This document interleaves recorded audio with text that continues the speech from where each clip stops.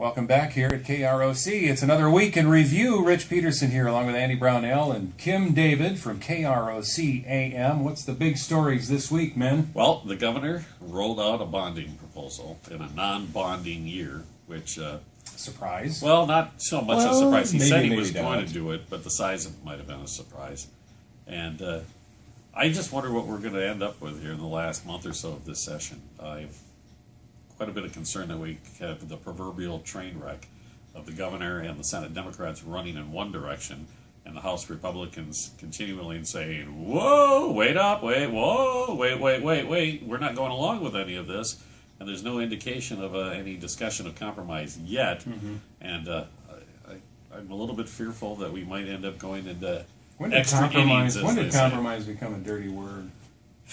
Probably it's been a few years. Mid-2000s, I think maybe. So. But yeah. with the governor and the $43 billion budget, so we're already ramping up spending significantly in just regular state spending, which will be long term. It'll continue beyond the 2 years. Mm-hmm. And then we're talking about another possibly $7 to $11 billion in transportation funding over the next 10 years, which would entail a significant tax increase.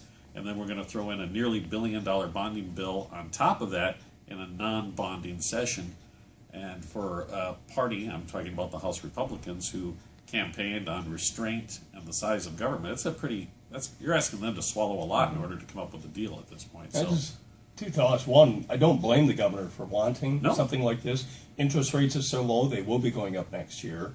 The state's amount of debt is, he could do something like this if the legislature went along. There are a lot of communities that can use a lot of projects like this. There's no doubt about that. But with all this other stuff going on, as a divided legislature, Republicans who run the House have dug in their heels. They're saying no bonding bill. And if they don't offer one, there won't be one. Mm-hmm. And they're talking tax cuts. The governor's talking about spending. With all these other issues out there, I just don't understand why he's even thinking about a bonding bill. Another, this isn't so much us story, but I don't know why, but in the last week and a half, maybe 2 weeks, we've just seen a sudden surge in crime here in the city and the county. Crime, yeah. And violent crime. Before, you had this and that, but we've had, two shootings. Two shootings, stabbings. One person shot. And terrible, 2 stabbings. Within 8 hours unrelated. We had an armed robbery, and then on and this horrible on. We had a domestic assault manhunt and case. fire, and they had a horrible domestic case. And I just found it ironic. Monday, Roger, our chief of police, Roger Peterson, and his top captains go to the city council and present their overview of their department, where things are.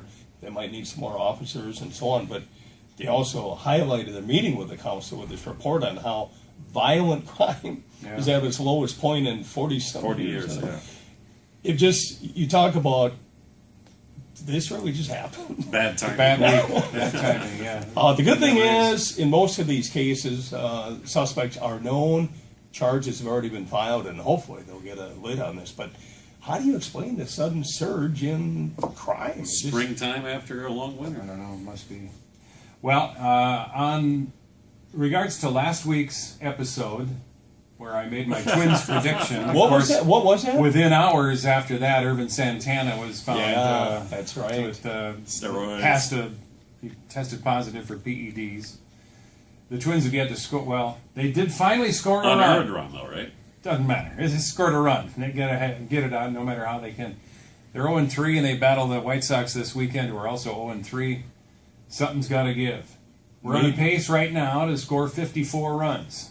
For the season. 1 run every third game. Okay, enough of the depressing discussion. But Minnesota Wild puts Dubnyk on the bench to rest. And they still win. Put Kemper in there, and they win the game.